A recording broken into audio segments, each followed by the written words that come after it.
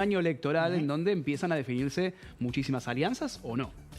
Sí, y obviamente el eje parte de la Libertad Avanza y del propio Javier Milei en función de lo que contaba María y el tema económico, si logra domar la inflación, si el dólar está quieto, seguramente sea el protagonista. Hay algunas consultoras económicas, una del ex viceministro de Economía, Manuel Álvarez Agis, que se refería la última semana a la Libertad Avanza, el LLA, como la libertad arrasa, ¿no? En términos de lo que podía llegar a suponer la economía y cómo va a impactar en los votos. Desde allí tiene el control de la pelota, ¿no? Es el arquero, pero además, digo Javier Milei, pero además es el dueño de la cancha y el dueño de la pelota en tal sentido, y el resto medios están obligados a ir al pie. Así está planteada las cuestiones, al menos con los otros pedacitos de partidos o partidos enteros, en el caso del PRO, en la negociación, obviamente con las otras dos patas, las políticas de ese triángulo de hierro. Me refiero, por supuesto, a Karina Milei y a Santiago Caputo. Habrá que ver cuando se avanza con la reunión de Mauricio Macri y los emisarios del PRO justamente con ese otro sector, y un pedazo del radicalismo ya está avanzado en las negociaciones a través de Patricia Bullrich, que es la otra gran figura del PRO que ya ha sido absorbida, por supuesto, por el gobierno. Bien, vamos a sumar a Gustavo Marangoni para analizar la coyuntura de la política. Ya sabemos de economía, un poquito de política. ¿Cómo te va, Gustavo? Buenas tardes. Hola, buenas tardes. Gracias por la comunicación, Pablo. Bueno, decíamos, Gustavo, la introducción con Maxi, esta amalgama de intereses que hay también en términos de una alianza o no, ¿no? Un Mauricio Macri que podría llegar a ser candidato, falta la palabra del expresidente, pero que empiezan a moverse tanto en el PRO como en la Libertad Avanza. Sí, haciendo un análisis quizás lineal y simple, después en todo caso lo podemos complejizar. Si vemos las encuestas de opinión del último año, dan metro más, metro menos, 50% de la opinión pública que apoya la gestión del gobierno y 50% que no. Voy a decir una verdad de perogrullo. Si una de esas ofertas logra concentrar, digamos, de la mayor manera posible ese 50%, obviamente sus probabilidades de ganar aumentan. Es decir, que si hay una sola oferta, digamos, oficialista, que pueda llegar finalmente al acuerdo con el PRO, con los sectores radicales y con otros afines a la política, bueno, se maximizan la posibilidad de que la elección de medio término sea el plebiscito que quiere el presidente Milei. Por el otro lado, quizás la tarea sería la misma, que ese 50% que está crítico respecto de la orientación del gobierno se pueda unificar, pero es más difícil por distintas circunstancias. Primero porque tenemos ahí, por ejemplo, un núcleo de la izquierda, que es difícil pensarla que vaya con la alternativa, por ejemplo, de Unión por la Patria, pero dentro inclusive del peronismo está el sector encabezado por Cristina Fernández, y luego hay provincias donde el peronismo se maneja de una manera más autónoma, inclusive en algunos casos en mejor diálogo con el gobierno del presidente Milei. Así que la fotografía, veremos, faltan meses y algunas definiciones importantes, si hay paso o no hay paso, qué otras provincias van a dividir su calendario electoral, pero la fotografía de enero lo que nos permite decir es que hay algún pasito más adelantado por parte del gobierno en la posibilidad de cerrar la oferta oficialista que la oferta opositora en una sola opción. Antes de escuchar a Patricia Bullrich, que habló Maxi, vamos a escuchar ahora en minutos, y para compartir con Gustavo, te quiero preguntar, porque nombraste algunas encuestas de opinión, es muy incipiente, falta muchísimo para las elecciones, pero ¿a qué fuerza le suma más ese acuerdo? ¿Al PRO sumarse a Libertad Avanza o a la inversa? Mira, yo creo que al PRO, en este sentido, el PRO tiene que poner en juego una gran cantidad de diputados de los que tiene. Y también de senadores.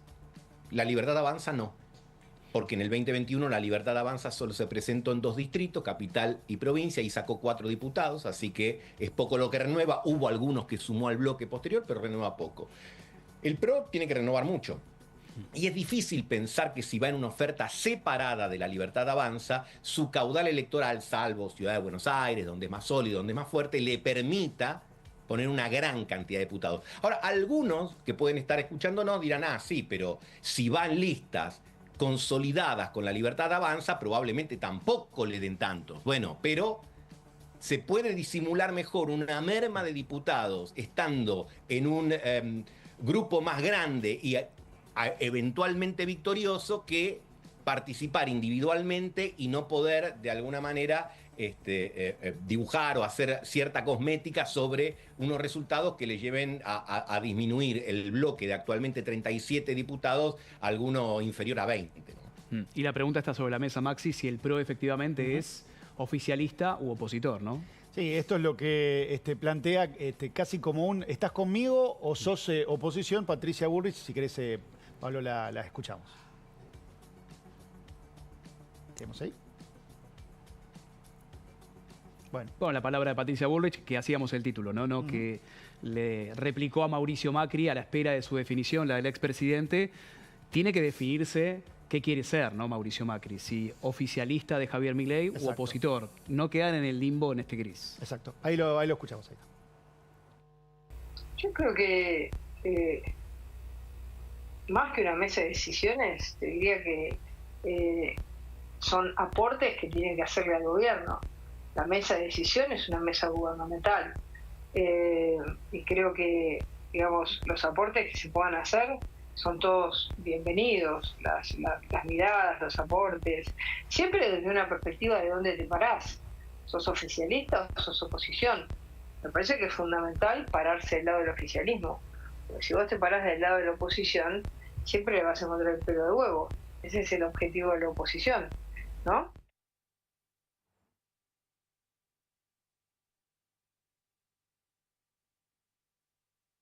Palabra de Patricia Bullrich, Gustavo, y la pregunta, el interrogante es si efectivamente el PRO puede llegar a quedar subsumido o desaparecer en definitiva en esta elección. No creo que desaparecer, pero que quede incorporado en una condición subordinada a la libertad avanza pareciera responder a la lógica. ¿En qué sentido?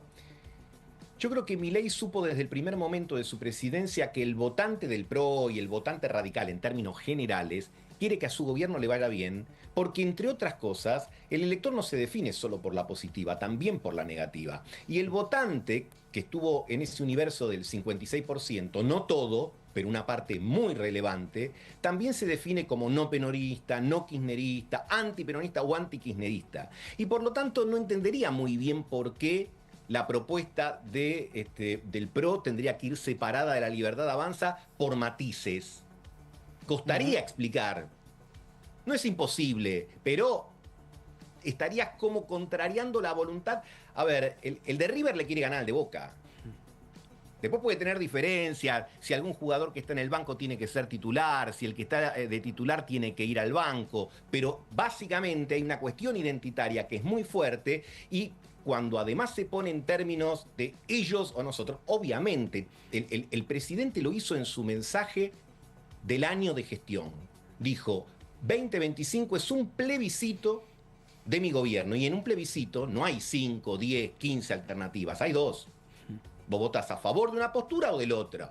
La única experiencia que nosotros tenemos en plebiscito es la del Big, la ya lejos y hace tiempo, era por el sí o por el no con ese acuerdo. Bueno, acá es legisladores, es una interpretación que hace el gobierno de manera binaria, que ojo, también le sirve, por ejemplo, a Cristina Fernández como decir, ven que hay que plebiscitar el gobierno, puede ser una herramienta para ella, para que aquellos sectores que dentro de la propia Unión por la Patria, inclusive en la provincia de Buenos Aires, el gobernador Kicillof, o en las provincias del interior que referenciábamos hace un rato, miren y digan, y bueno, ¿qué hacemos? ¿Nos prendemos a esto que no nos satisface del todo o para detener al gobierno de Milei o buscamos otra alternativa? Así que cada una de las dos grandes culturas que tiene la República Argentina están cruzadas por debates que yo diría que por supuesto tienen algo de conceptual, pero también tienen mucho de la discusión de espacios. Yo estoy convencido que si dentro de las mesas o de los equipos de trabajo que se conformen entre el PRO y la Libertad Avanza, llegar a ver fumata respecto a la posición o a la cantidad de diputados que más o menos están ambicionando, las ideas se subordinan rápidamente. Es una cuestión de espacios. Es lógico que cada uno quiera preservar lo que tiene o ganar un poquito más o menos, pero en este caso, y sobre todo en un país presidencialista, el que tiene el gobierno y lo ejerce, como es el caso de Javier Milei, voy a mencionar la tan mentada lapicera de otras épocas, tiene una lapicera con la cual trata de ordenar, disciplinar, etc. Cristina Fernández, que no tiene ahora la administración de algo público, ¿de qué se valió? De tener la lapicera de la titularidad del PJ. ¿Por qué? Porque se supone que esa lapicera en el nombre del Partido Justicialista le puede permitir en aquellos distritos del interior terciar respecto de las candidaturas. Y por eso ambos parecieran coincidir en la no necesidad de las PASO. Al margen de lo que involucre el presupuesto de las primarias abiertas, simultáneas y obligatorias en la cuantía de millones de dólares, hay una cuestión estrictamente táctica. La conveniencia para aquel que puede armar las listas a su gusto y piacere de no permitir un instrumento que le restaría poder. Sí, en ese caso pareciera que todos prefieren la lapicera. Yo ayer hablaba aquí en esta señal con Nacho Torres y me decía, si hay lapicera hay orden, este era el resumen, me dice, hoy estamos desordenados. ¿Crees que el PRO preferiría ese acuerdo y en oposición, si no está obligado a jugar a Mauricio candidato? Vos sabés que nombraste una palabra clave que quizás no había aparecido y tenía que aparecer en esta charla, que es la palabra orden y desorden. La política está fragmentada, muy desordenada de hace tiempo. ¿Cuál es la mejor manera de comprobarlo? Van ahora a la página oficial de la Cámara de Diputados o de la Cámara de Senadores, pero sobre todo a la Cámara de Diputados y ven la cantidad de bloques que hay. Bloques, subbloques, monobloques, interbloques. Tienen colores que superan el arco iris. Eso habla de un fenómeno de desorganización, de desconducción. Una elección es una oportunidad para poder ordenarlo. A veces lo ordena, a veces no, pero lo que están procurando los actores principales de, che, vamos a ordenar un poco este lío. Porque si no, cuando faltan liderazgos o cuando no quedan claras estas cosas, se arman esta cantidad de subsectores que, como vemos cada vez que hay que tratar un proyecto, necesitas de matemáticos y de físicos cuánticos para ver si están los votos para aprobar, para bloquear, para impugnar, para anular. Y eso lo que justamente hace es hacer mucho más lento e inclusive, no tan paradójicamente, alejar todavía más a una parte de la opinión pública que no tiene buena opinión de los poderes legislativos, diciendo, ves que al final de lo único que viven discutiendo es de las cosas que les importan a ellos y no de las otras. Entonces, 2025, cuando termine la elección en octubre, nos va a decir si este mapa multicolor, no digo que llegue a ser bicolor, pero al menos se agrega un poco más, tanto por el lado del oficialismo como por el lado de la oposición. Creo que hay que incorporar otro elemento también, que será el impacto que tenga la boleta única. Porque recordemos que por primera vez en ya poco más de 40 años de democracia, estamos cambiando una herramienta que estuvo siempre. Pasamos de la boleta partidaria, lo que todos los que votamos sabemos, que entrabas a un cuarto oscuro y había 500 boletas del partido A, B, C, D, tal 1000, y ahora vas a encontrar una sola, y ese cambio es una incógnita. Uno puede decir, bueno, podemos mirar el ejemplo de algunas provincias donde está vigente, Mendoza, Córdoba, Santa Fe, etcétera. Pero bueno, no es lo mismo lo provincial que lo nacional, y sobre todo porque esta boleta única no va a tener el tilde para votar lista completa. Pero va a pesar acá el nombre propio, ¿no, Gustavo? El nombre propio va a pesar y mucho en esta boleta única. Y te voy a la referencia, ¿no? Tenemos en el grafo ahí justo, Macri podría ser candidato en Ciudad de Buenos Aires o en provincia. Está el factor Cristina Kirchner. Otra vez los nombres propios traccionando el resto de la boleta. Claro, con un elemento también que hay que pensar, que en los distritos grandes, distritos grandes me refiero grandes en población, provincia de Buenos Aires, Ciudad de Buenos Aires, Santa Fe, Córdoba, pensemos que por cada renovación parlamentaria, Buenos Aires elige 35 diputados de los 70 que tiene en el Congreso. La Ciudad de Buenos Aires 13 o 12 de acuerdo al año que toca. Las otras provincias grandes, 18. No es lo mismo el impacto de la boleta única en estas provincias que en las provincias que ponen 3 diputados, 4, 5. ¿Por qué? Bueno, porque como bien señalabas vos, la foto del conocido va primera y eventualmente la del segundo. De los otros 33 diputados que quedaran como candidato en la provincia de Buenos Aires, ni noticia.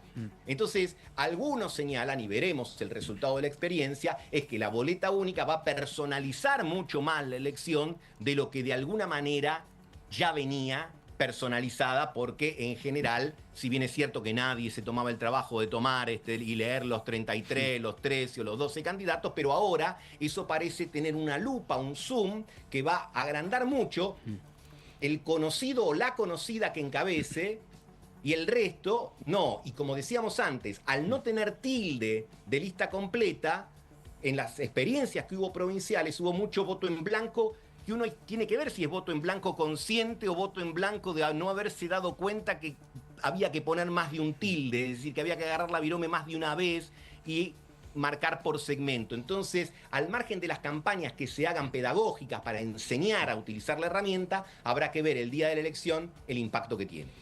Gustavo, como siempre, un placer escucharte, ¿eh? Te agradecemos muchísimo. Buenas tardes, gracias Abrazo a ustedes grande. por la comunicación. Lo mismo decimos. Bueno, quien se quedó en Buenos Aires y